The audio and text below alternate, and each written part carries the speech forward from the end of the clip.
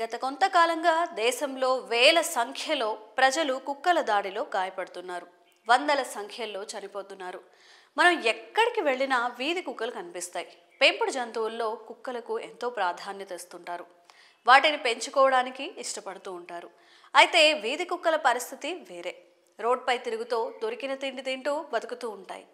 కొన్ని సమయాల్లో కుక్కలు మనుషులపై దాడులకు పాల్పడుతూ ఉంటాయి. కుక్కల బెడద భరించలేక మున్సిపాలిటీ అధికారులకు ఫిర్యాదు చేస్తే వారు వచ్చి జంతు సంరక్షణ కేంద్రాలకు కూడా తరలిస్తూ ఉంటారు. అయినా కూడా వీధి కుక్కల సంఖ్య రోజురోజుకు విపరీతంగా పెరిగిపోతోంది. అలాగే మనుషులపై వాటి దాడులు కూడా తీవ్ర స్థాయిలో పెరిగిపోతున్నాయి. దీంతో ప్రభుత్వం ఊహించని నిర్ణయం తీసుకుంది.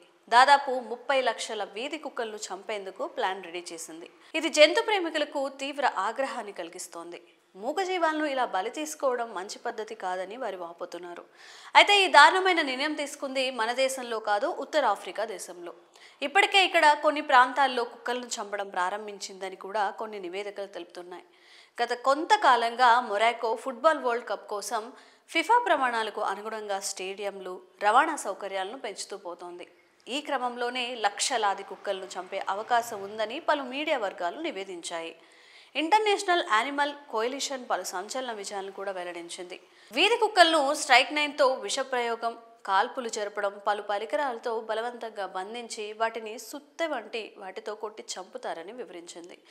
మొరాకోలో ప్రతి ఏటా 3 లక్షల వీధి కుక్కలను చంపుతున్నారని తెలిపింది. మరోవైపు వీధి కుక్కలను చంపే ఈ అవమానీయ ఘటనపై చర్యలు తీసుకోవాలంటూ జంతు హక్కుల ప్రచారకర్తలు ఫిఫాను ఆశ్రయిస్తున్నారు. మరి ఈ విషయంపై మీ అభిప్రాయాలను కామెంట్స్ రూపంలో తెలియజేయండి.